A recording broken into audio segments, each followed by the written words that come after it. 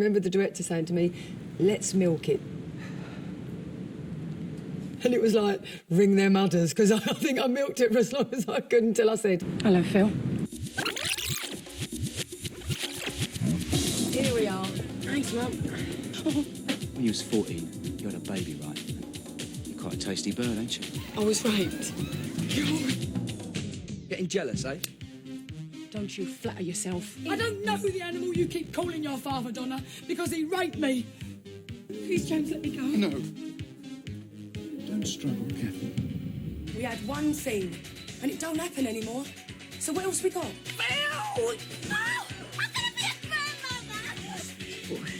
Yeah. I'm a father, am I? Well, you blame everyone else if it helps you. Get out! Just get out! She's going. As far as I could see, Ian's done everything he could to keep you happy. And all you've ever done is take. Don't you dare! I am never going to take him back, Grant. Come on, darling. That's us. He's never got over you. He still loves you. What about you and me? 2 weeks ago, your brother turned up on my doorstep. We slept together. Maybe we should knock it on the head once and for all. I've got to be really, really brave. What was it? There's been an accident. Car crash. She's gone. Kathy's dead.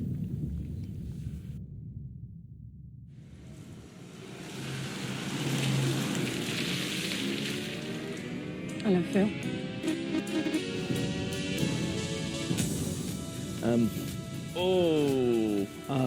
Funny, compassionate, dependent. I can do it in 3. Mum, Earthing. she can be weak. loyal, Loyal. I can do 5. She's a battler. Man-eater. and honest. I don't know how many words I've said now. Thank you, Dominic Treadwell-Collins. There you go, 5.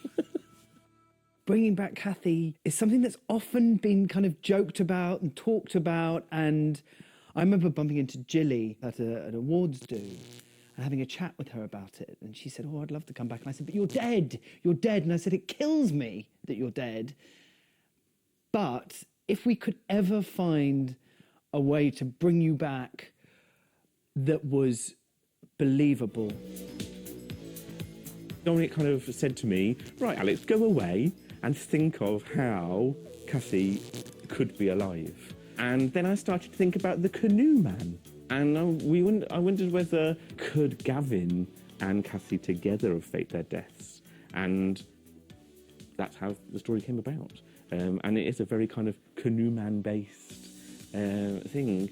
And actually, when it boils down to it, it's quite simple. I was never, ever, ever going to greenlight it until we had a convincing story for her return. Ultimately, they faked their death to get to escape debt. We'd gone up to see Dom for a meeting about the live episode, and just as we were all leaving, it was like, oh, Adam, can you just stay a minute? There's something else I want to tell you. And I'm thinking, oh, what have I done wrong? What have I said? I'm bound to be something. And then he told me that Jill was coming back. And Adam broke. He just suddenly broke down. And I was just stunned, absolutely stunned. I could not believe it. And there was this strange kind of surreal moment of holding Adam and him crying and me starting to cry as well. And Adam went, that's all I've ever wanted. All I've ever wanted is for my mum to come home. I was so happy. But I had to keep it secret because he hadn't asked Jill yet. Julia phoned me.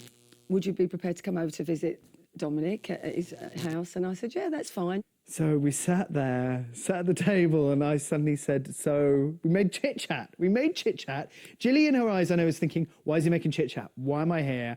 What's going on? And Dominic was telling me the storyline, what was going on. I'm thinking, yeah, and he went, and then Steve has been disappearing, Phil has been disappearing for a while, and I was going, yeah, and he went, and when what transpires is that he's been going to see you. And Jilly kind of sat there stunned for a long time. And I sort of misted over a bit, and I was like, oh, right, OK. We agreed then, Jilly and I hugged and agreed that it would happen. I remember leaving, giving him a cuddle and saying thank you, and got into the car and burst into tears. They want me back. You know, so it was quite an emotional journey on the way home. I get this phone call from her in January. I phoned him up and I went, hello, son. And he went, Mum! Just brilliant. The day of the live, we were told there was a character coming in, but that we didn't have to know any information. Anything about. So we barely knew the sex until about 2 days before. We wanted to keep it a secret from as many people as possible, so really everybody other than the people who absolutely needed to know. But then we knew it was a lady, and we knew her size, her dress size and her shoe size, and that's literally all we had. And they said that We didn't know how old she was. She could have been 12, she could have been 62. We'd no idea. I didn't find out till actually her first rehearsal on set. We rehearsed all day with me and someone else being a stand-in, not knowing who we were standing in for. We had to then drive at 7 o'clock in the morning separately to this address.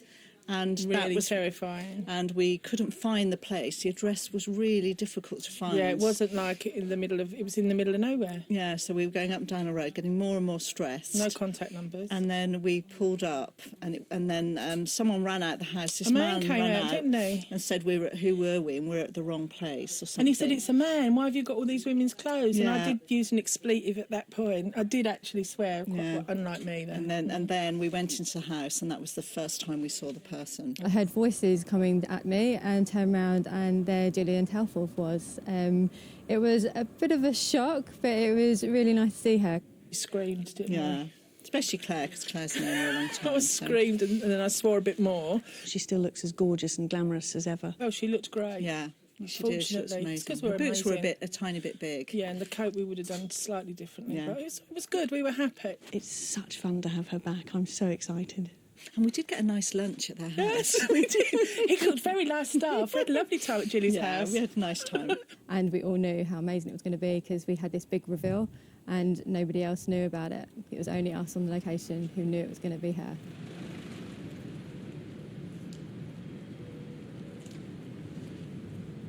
I think no one really saw Cathy coming.